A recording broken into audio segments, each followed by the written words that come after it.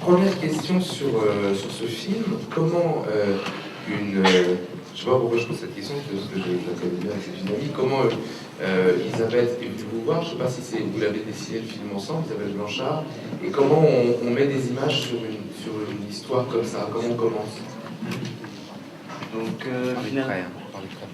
donc avec Isabelle, on s'était rencontrés d'abord dans un festival parce que j'ai travaillé avec son mari, la Patrick Valetti, sur un autre projet. Et sur ce film, j'avais vraiment besoin de travailler. J'avais eu l'idée au départ, c'était une amie avec qui je travaillais, Olga Marchenko, qui avait eu le concept des arbres, des mots qui poussent dans les arbres. Et à partir de là, il a fallu que... Donc moi, j'ai cherché une histoire, j'ai trouvé une toute petite trame à peu près la narration, la base de la narration. Et j'avais besoin pour la dramaturgie d'avoir vraiment quelqu'un qui m'aide pour le scénario. Donc voilà, donc je l'ai contactée et puis elle a commencé à trouver des idées sur cette histoire. Et elle s'est appropriée totalement cette histoire de pays dans lesquels les mots poussent dans les arbres.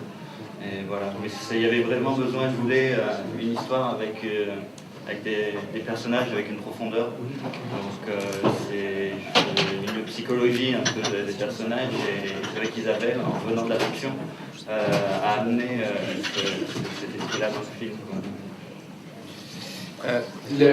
L'approche autour de la typographie, autour des lettres, quelque chose finalement d'assez fréquent. Et en animation, on a souvent vu des lettres qui deviennent des héros d'animation, des petits personnages. Est-ce que vous avez voulu prendre vos distances vis-à-vis là-dessus? Quelles sont vos inspirations en termes graphiques? Les lettres qui poussent sur les arbres, je n'avais jamais vu, mais je connais peut-être... Finalement, pour ce film, l'utilisation de la typographie vient surtout de... J'ai beaucoup travaillé, j'ai fait beaucoup de conception de générique pour des courts-métrages, pour des longs, à Folimage. Voilà, j'ai fait le générique de Miel Migou, de plusieurs courts-métrages. Et c'est vrai que donc, je travaille la typographie assez souvent. Et cette idée venait vraiment de... J'avais envie de travailler sur un film, sur la durée, sur la séance minutes, et vraiment utiliser ce que je connaissais de la typographie à travers le générique sur une histoire, sur le fait de raconter une histoire. Après, au niveau inspiration, j'ai beaucoup utilisé des vieux parchemins du Moyen-Âge, des enluminures, voilà. Mais ça venait un peu au fur et à mesure du film. Le travail s'est fait progressivement. Il n'y a pas eu de moment où je me suis dit là il faut que je recherche par rapport à un sujet, par rapport... Et c'est vrai qu'on voit ça j'ai vu ça dans l'utilisation dans certains films. Il y a pas longtemps j'ai vu Brendan qui reprend aussi cet esprit-là, le style des enluminures. Mais je ne me suis pas soucié de savoir si ça avait été utilisé ailleurs ou quoi que ce soit. C'était par rapport à l'histoire vraiment.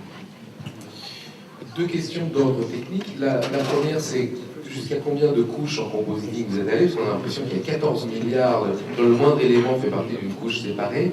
Donc, qui a fait le compositing et dans quel hôpital est-il suivi maintenant? La deuxième question, c'est pourquoi le cinémascope? Donc d'abord pour le compositing, j'ai fait le compositing, voilà, pour l'image, j'ai travaillé complètement seul, l'animation, compositing, décor. Voilà, donc techniquement, il y a des plans, on doit arriver peut-être à 80 couches. Il y a beaucoup de couches de papier superposées, donc j'ai utilisé des vieux papiers. Dès que je trouve des papiers un peu moisis, ça donne des très belles matières, des très belles textures. Donc je superposé toutes ces matières. Voilà. Et ensuite, pour l'utilisation du cinémascope, j'avais expérimenté la première fois sur mon film de fin d'études, Carnet à la poudrière, ce format-là.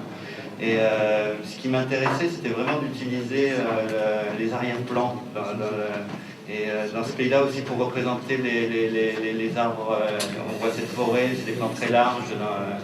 Et ce qui est intéressant, je trouve, en scope, c'est qu'on peut cadrer un personnage et en même temps, on peut donner des informations derrière lui. Là, il y a beaucoup de textes, il y a des moments, il y a des idéogrammes dans les arrière-plans. Ça permettait d'avoir un peu comme une feuille plus grande pour peindre ou pour dessiner. Et c'était un peu le même principe aussi pour le style un peu. Il y a beaucoup de caméra épaule dans la façon de filmer.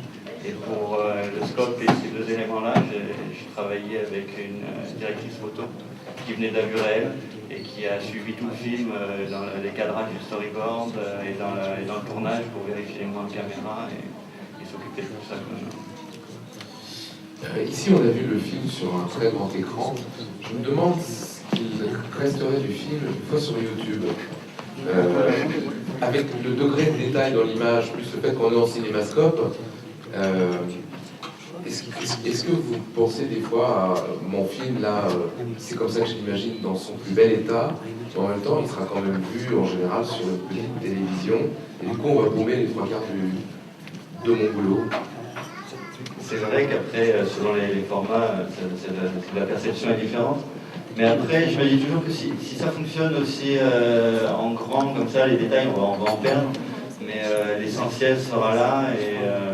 Et puis je pense que même si sur une télé, voilà, c'est petit, on a vu plein de films quand j'étais gamin, j'ai découvert plein de films. Que ce soit des westerns, je les ai vus sur une petite télé, et bon après je les ai découverts aussi, je les ai revus au cinéma, mais ça fonctionne quand même. Et puis moi j'ai pensé le film pour le cinéma, après c'est sûr qu'il faut l'adapter pour la télévision, mais on peut pas faire un entre-deux au niveau des formats. Donc c'est vrai que voilà, tant pis, on se dit ce sera plus petit et on verra ce qu'il reste, quoi. Quand j'ai vu votre film, j'ai pensé, ah oui, l'histoire des mots, et les gens qui sont marqués, qui se retrouvent exclus parce qu'ils sont marqués, parce qu'ils savent lire, en gros. Donc on est au Moyen-Âge, il y a ceux qui savent lire et ceux qui ne savent pas, et ceux qui ont les lettres, ils les gardent pour eux parce que les autres ne doivent pas y avoir accès. Est-ce qu'il y a un engagement politique fort dans ce film? Et si c'est le cas, c'est un peu le sentiment que j'ai eu. Je me suis dit, ah, cette histoire de personnes qui se retrouvent, de dénonciation, etc. Alors finalement, c'est une tentative de raconter une histoire dans ce monde des marqués et des pas marqués, mais au fond, il n'y a plus d'histoire quand il n'y a plus de lettres.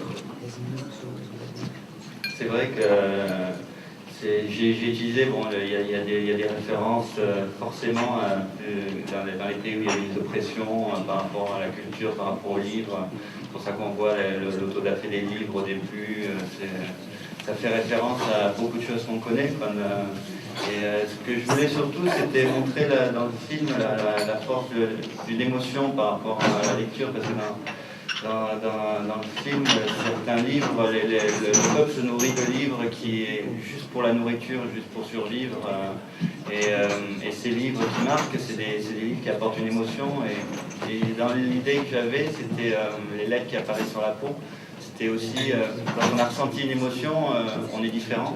Donc cette différence aussi apporte la peur, les autres ont peur de ces gens qui sont différents. Et j'imagine que dans ce pays-là, comme aussi on peut faire des liens avec plein d'autres pays, voilà, la différence fait peur.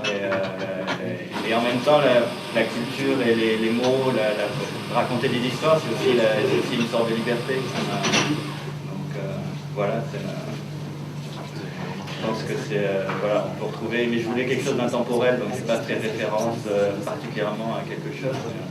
Voilà, c'est vrai qu'on a retrouvé ces oppressions à toutes les époques, donc voilà, c'est assez universel.